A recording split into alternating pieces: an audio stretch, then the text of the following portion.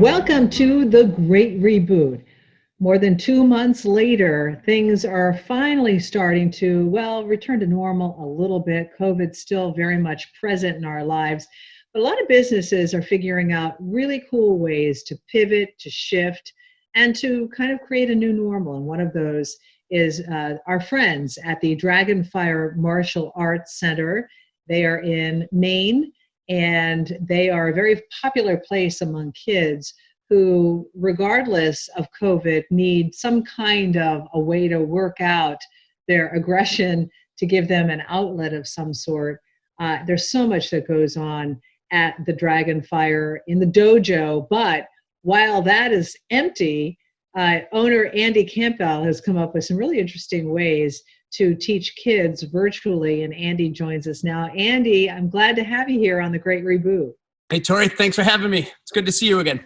Great to see you as well. And you've been really busy, busier than ever probably, as you're trying to kind of navigate a different world. So you've been working virtually with students. How does that work? How do you actually work with kids? Is it one-on-one or in group sessions as you're kind of doing it virtually? I'm assuming through Zoom or another type of platform. Yeah, I do. I use Zoom. Zoom's worked very well for us. We also use Blue Jeans. I do a class for Waynfleet. So they've had I've been working with those guys for the past 5 months now, and we did a session in Waynfleet at the school. And when this whole thing came down, they're like, "We want to keep it going. So you want to jump on with us and do this Blue Jeans thing?" I was like, "Yeah, absolutely." So that's been going really, really good. The kids are great and fantastic. And we do a lot of the Zoom group classes are great. We've also been doing some one-on-one Zoom classes. So we'll meet with a kid, for half hour, 20 minutes to half an hour, just working on, specific requirements for their belts and things like that. And then, and just this week, we've been able to start doing some in-dojo private lessons. So we've been running those as well. And that's been going pretty good. It's been going pretty good. It's a little, the one thing that you learn, like you said, about re-navigating this new frontier, so to speak, that we're part of, is learning how to, because I'm a hands-on guy. I move my kids, I whack my kids, we play and all that kind of stuff. So I'm a hugger. So that's been really hard for me not to be able to do that to them. But it's also one of those things where, we move their feet, or I'll twist their hands, or I'll torque their hips, or I'll do things like that with them. And physically, when you can move a child into that position, or even adult for that matter, and get them to do it the way you want it, it's better for them to understand. Now it's all a matter of, okay, so we'll have 16 kids on a screen, and I got one kid over here that needs to be adjusted. So my other kids are sitting there going, come on, get, my arm's starting to ache. Come on. So this guy's over here getting mad at this guy. It's funny. But it's what we're stuck with at the moment. And, hopefully it gets back into the dojo soon, but we'll see. Have you noticed, Andy, that kids are really kind of excited to be taking part in the classes? It just seems that a lot of kids are searching for ways to kind of get back to normal in a way, and just kind of looking for something to do. They've been in school, they're doing their virtual online classes, and I'm sure they're getting, they're sitting there and they're getting kind of fidgety, like I'm doing right now. They're probably full of anxiety. Are you finding kind of a shift in their approach too? Yeah, and to be honest with you, it's funny because some of them, it depends on the child. Like some kids they'll jump on. I've got a few kids that are on every single class, and they're just there. They want to do everything. Advanced kids doing the beginner classes, which don't necessarily happen while the dojo's open, but they want to train. They want to do stuff. So, here's a kid that's been training for 4 years now, doing the beginner class for kids that have been in for 6 months, and they just want to do it.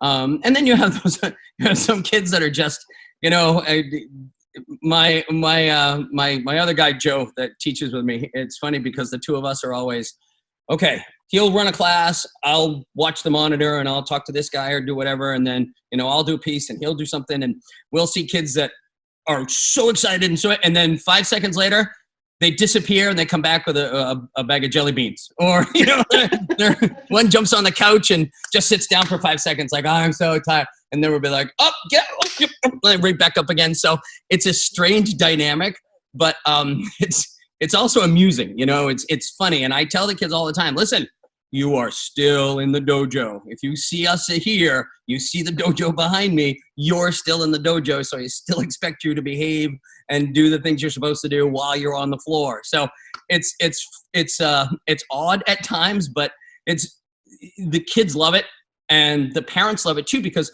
as a parent, and so many parents now are home with their children, right? And they're homeschooling for the first time ever in their lives. And it gives the parents that hour, that little time away to let somebody else, kind of take the reins a little bit, somebody else to help navigate them and do that kind of stuff. And that's what our job is anyway. I consider as a martial artist or martial arts instructor, my job is to help reinforce the things that parents want. So we kind of help navigate them anyhow, but this gives it's a little bit different now because they're home, there's no place else to go. There's nothing else to do. So they need that structure in front of them. You are, I know traditionally, and for a long time, you've been very kid-centric. You have 4 daughters, you have grandkids, you had one born just the other day. Congratulations, Grandpa. Thank you. And I guess I'm wondering, because you have that passion to help kids, and I know that the way that you operate, you have become kind of a father figure to many kids. And, not every parent is really taking to teaching, like water for a duck. It doesn't come to everybody that way. So I guess I'm wondering for you, how difficult has it been for you to be separated physically from these kids? I mean, because if you play such a much larger role in their lives, I'm wondering, how difficult has it been for you? Oh man, I tell you, it's one of the things that I love most about my job is to watch the growth of kids, whether it be, to go from one belt to the next belt, to go from being 9, 10, 11, 12, and to see them grow from little kids into big kids with their own kids. I've got a lot of students that I've had for, 15, 20, 30 years, some of them. And when you deal with that on that level on a daily basis, man, and like I said, I'm a hugger. I grab my kids, I nuzzle them, I hug them. I tell them I love them all the time, and it's so hard because I don't get to, you don't get that interaction at the moment. And even when they're here, we're supposed to be 6 feet apart in the whole 9 yards. We hand sanitize, we wear our masks, we do all the things we're supposed to do.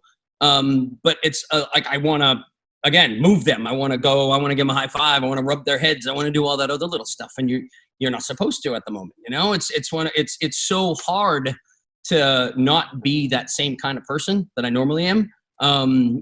But on the other hand, we're lucky in this day and age where we can do this. Where we can still have a conversation. I can still, the other fun thing about this is that I get to see a little bit of insight in their world. So like some kids, one day, one of those little girls that we had was doing their Zoom class in the hallway.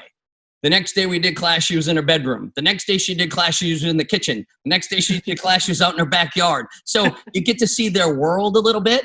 And one of the real things that I love about, the private lesson idea of this is after we're done with the private lesson, I'll sit there and chit chat with them for a few minutes. I got one little boy that likes to that shows me his Legos. And I got one little guy that showed me that, the hole that he dug outside in the yard and all these little things. And you get that kind of interaction. So it may not be the, giving them a hug or a high five, but at least we still get that interaction where I can still talk to them and I can still check on them, and you get to see different ends. So it's finding the good in the bad. That's the silver lining, is that we've been able to kind of meet more. It's kind of fun that way. What do, Andy, for people who aren't that familiar with martial arts, what do you see are the primary kind of benefits to martial arts? What do kids, what do you see that kids get out of martial arts that are I wonder what's more beneficial about martial arts than other sports? Well, one of the things that I like to ask my parents when they're standing around. So I'll say to the kids, all right, guys, give me a horse stance, right? Horse stance where you sit with your feet out and your knees bent and you have to stay down low, right? And you lock into it. And I'll say to them while they're in their stance, and I'll yell at the parents, all right, parents, what's more important to you, this deep stance or self-control? Parents, self-control. What's more important to you, high kicks or self-confidence? Self-confidence. And those are the things that, the mental aspect of what we do is, to me, so much more important than the physical aspect. The physical aspect comes later. It's that first white belt, gold belt, orange belt. The beginner section is like kindergarten, right? And the next section, the intermediate section, is like middle school. And then the advanced section is like high school. And then when you get to black belt, now you're in college and you're out in the real world and you're checking all the crazy stuff that's going on. So that's how I liken it with my parents and with my kids. To me, the most important thing is a kid learning that self-control, learning that I am in control of me. I don't have, if somebody's standing on next to me, I ask my kids, do you have the courage to be a chicken? If somebody says to you, let's go do this, and never, what are you scared? And you can look at them in the face and say, no, I'm not going to do that, and walk away. Can you do that? Do you have that self-control? Do you have that confidence in yourself? And to watch my guys, we have kids that come in here and have never stood in front of a group before in their life. And we make them do their forms for our stripe test that we do to move from one belt to the next. So I'll make them do their stuff and I make them do it all by themselves. You got to stand up there in front of the whole group of kids and you do it all alone. And parents sitting over on the side going, wow, he would never have done that 6 months ago. You know what I mean? So to watch them grow and to watch them, that confidence build up in them, that to me is the most important thing. It's watching the mental part of it tag on to the physical part of it. The physical part will come. And I tell parents all the time, the physical part will come. You just keep working with it. You just keep coming with me, and the mental part will build the physical part. And that to me is the most important thing. You just brought up something that is so intriguing to me, because we are in a time still in which many kids in particular are really reporting high anxiety because they feel that they are just out of control. They have no control over the situation. I mean, really, the only control you have is whether you're going to wear a mask or not and washing your hands. I mean, you have that kind of control, but you don't have control over exactly how this is going to play out. Yeah. And it seems to me that what you're creating and what you're providing is that sense of control. It's a little bit different, but at least it's a piece of control for them. It really is. It's the idea that you can turn on the screen and see us. They know that, and I just got, it's funny, we have a class coming up in a little while that Joe's going to be running while we're doing this. And I get a text message from one of my kids, what's the code? And it's one of these that is on every single time. What's the code? Where, I want to be there. They know 3:00 class is going to start. 3:45, the next class is going to start. So they have that set for them. And I tell them all the time, call me, text me, send me a message. You can Facebook, parents can do it, whatever you need. If you need anything, I'm there. 20 minutes of just one-on-one time with one of us, and we can work on your form. We can work on this. And they have that sense of, like we're in their room, right? You see them in their bedrooms or in their living room and space-wise, and they're looking around to make sure they can step that way without banging in anything and all that kind of stuff. So they have control of the whole environment. They really do. And they honestly, it's like the kid that I mentioned earlier that will walk off and get jelly beans or will plop down on the couch for 5 seconds. They have that control. We're not there in front of them to say, they know, you know what? He's probably looking over there for 5 seconds. If I sit down, nobody's going to know the difference. So they kind of take advantage of that a little bit, which makes it that's mostly the younger guys too, but which makes it a little bit of fun, but it's that control that they have right now. And that's the sense that these guys need. They, and I feel even with school, right? So they get a list of things they're supposed to do, or they get paperwork or whatever the teacher wants them. And they really have that control. They could do it all in an hour and then take the rest of the day and do whatever they want, or they can spread it out over time, So I think kids are finding that control a little bit right now, which is not a terrible thing. It really isn't. And like I said, finding the silver lining in this whole thing is the biggest part of it, because if you can use the things that you're learning now, when things get back to normal, you know, I just think the world's going to be even a better place. Yeah, and the way you teach may actually have some courses that continue online. Who knows, right? Yeah. Well, I've been lucky because like I'm on a tournament circuit, and we run a karate tournament every June, which every one of our tournaments has been canceled this year, unfortunately. Yeah, it's terrible. But you know, when we have my tournament, it's called the Summer Spectacular. It would have been our 14th year. And it happens the last Saturday in June. And we have, you know, anywhere from 600 to 800 people that walk through the door, you know, from competitors to parents, observers, and that kind of stuff. And, you know, losing all of that, you know, has been really, really tough. And for our kids to not have that in front of them, you know, but my whole thing is that's our environment. That's the things that we see. That's the things that we do. That's the things that we're a big part of. And, you know, who knows if that's going to come back, you know, who knows when that's going to come back.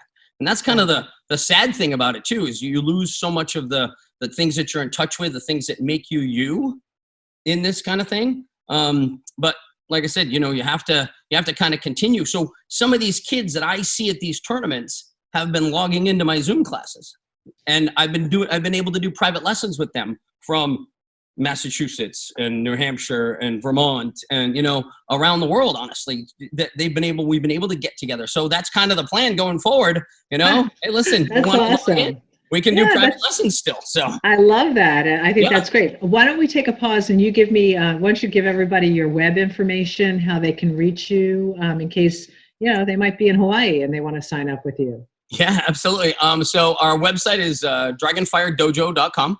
It's pretty simple. And Facebook, to be honest with you, Dragonfire Martial Arts, right on Facebook. It's the best way. We put up our, we have a family page that we put our codes up during the day. And if anybody wants any information, you can certainly log on, message me, anything like that. You can also you can email me at dfmame@gmail.com. And, you know, we'll be more than happy to, we do a lot of different things. So, you know, we're traditional Shotokan karate. And we work on forms and weapons and all that craziness. And it's stuff that we can certainly teach over the screen if we have to. And I had a parent message me right there asking when we can do because he's got he's got two boys that live up in Waterville, and they want to do private lessons tomorrow. So, you know, it's all that stuff. There you go. Yeah. So yeah. So, you had mentioned karate tournaments and how so many of them had been canceled, but I understand that they're, for the first time, the World Karate Championship tournament wasn't canceled, but it was done virtually. Interesting. Yeah, it's very cool. So I have a gentleman that I met in Germany a couple years ago. His name's Chris Christoph, and he was putting on this world championship in Portugal. And so I got to explain this really quick. This is the coolest part. So the whole thing was going to be done on the beach. He was going to make 20 platforms. And on those platforms would be padded floors. And we were actually going to perform outside in Portugal on the beach. So how cool is that, right? First of all, that's just mind-boggling. So that was his plan. So the poor guy, and I love this man. He's just such a great guy. He was going to do it last year, had a heart attack, had to cancel. This year, he was all set to go. We're ready to go. It's going to be in October. And the Portuguese government actually said to him, sorry, but, you know, we're shutting everything down. You can't do it. So he's like, okay, what do we do? And then popped up with the idea of doing it virtually. So essentially what we do is we have kids videotape, and adults, we have them videotape their forms. They send them in. We pop them up on YouTube, and we have judges from all around the world. Some really big names in the martial arts community are part of this whole thing. We've been doing seminars on our Facebook page every couple of weeks with a bunch of different kids and performers from around the world that have been showing really cool stuff.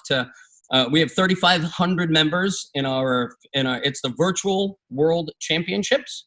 That's the name of the page. We have 3,500 members in the page. So it's been let's just say this: Chris and I have been, and so he's the guy that started the whole thing, and he asked me to come over when we went to Portugal. I was going to be the the team captain for America and be part of, and I was going to be in charge of the seminars and doing all this other kind of thing. And when this whole thing hit, he's like, listen, I want to bring you on now. What can we do? So he made me the COO, which is cool. You know, him and I have been literally, we talk every single day, probably 50 times a day. All right, we need this. Okay, we need this. And he's, yep, oh, we got, like, so him and I are back and forth. And of course, he's 5 hours ahead of me over in Portugal. So there's times when I'm sending him messages, it's like 2 a.m. and I'm surprised he answers, to be honest with you. But we've had an opportunity to reach out to people from all over the world. We had people from the Ukraine. We had people from the Jersey Isles. We had people from, obviously, Canada. We had people from England. We had people from Ireland. We had people from Portugal, Spain, all over the world that have been part of this really cool event. And it's something that we, you know, even if next year regular tournaments end up back into business, we're going to keep this thing going because, you know, as a world championship thing, you know, I've had the opportunity, I've been really lucky since 2011. I've gone somewhere every year and competed. Not a lot of people have that opportunity, you know, so this is a way for so many more people to get themselves out there in front of people around the world and compete while still at home. And, you know, and when the whole time, when, like I said, when things open up and we can get back to it, there are people that can't afford to do that. This way they still can. So it'll be That's a very cool thing. Hey, before we let you go, I can't let you go without talking to you about another big shift you had to make. And I love this. You did a drive-through belt ceremony with your students. Tell me about that. So when our kids progress from one rank to the next, we have a little ceremony, and the ceremony is pretty fun. What we do is they stand there with their belt on. I take their new belt, which is all bundled up, and we transfer knowledge. So I whack the kid in the head with their belt, and I'll tell, you know, like the first timers, you know, get a little tap. The intermediate belts get a little harder. The high belts, boom, you know, we whack them, and they're like, they expect it. They know it's coming. So it's fun. So we do that with them, and then we tack on their belt by giving them a shot to the belly, and it's a light, easy tap, you know. And then one of my other black belts will tie their belt off. And the tying of the belt off symbolizes something you've done. It's a journey you've taken. Now the belt's tied off, so you're always trying to move forward and never want to go back. So that's why we close that section of the journey. So we couldn't do that. So we had belt ceremony coming up, and we had to figure a way. And I will, a buddy of mine in Virginia had posted his a couple weeks before mine and was doing it. And I'm like, that is genius. So I will give my friend Ron Jenkins the credit for it because it was his idea. I saw him do it first. I don't know if it's his idea, but like, yeah, we can totally do that. They do theirs a little different, obviously. They don't transfer the knowledge, but so we had the whole dojo. We had all the kids that were getting their belts line up outside the dojo, and they would drive up one at a time, and the kids would lean their heads out the window, boom, whack them right in the head with a belt, hand them their certificate. Oh, it was so much fun. And we took videos. You can see it on our Facebook page. It's one of those things, and to watch the kids' faces because they love that part of it. You know, the kids they eat it right up, and they think it's the coolest thing. And you know, in this, like I said, in this day, in these times, you have to be able to smile. You have to find that one thing that makes you happy. And you know, I like to think that for most of our kids, we're one of those things that make them happy. And to do that, and the thing was, it was 2 Saturdays ago, so it was rainy, and it just rained all morning long, so it was misty out. And like, I got some parents, are you still doing it? I said, I don't care if it's raining, we're still doing it. But this is for these guys, and that's exactly why we did it. And it was just a lot of fun, and that is great. I really appreciate it. Yeah. Well, Andy Campbell, you're important to so many kids, and I just want to thank you so much for sharing what's going on at the Dragonfire Dojo, your martial arts center. And I just want to wish you all the best as you keep navigating your way, and just keep up the great work. You're important to a lot of kids. Thank you, Toy. That really means a lot. And, you know, I appreciate what you're doing. I appreciate you getting people out there and being able to see all the different things that everybody's trying to take care of in this crazy world that we're stuck in. You know, you got to find your way to do it, and you're doing a fantastic job. And again, I really appreciate you having me on. And I've been a fan of yours for a long time, so it's really cool to be able to do this. Thank you. Oh, thanks, Andy. Reg and I both appreciate it. The co-creators here. So thank you, and best of luck to you. Okay, take care. Take care. Bye-bye.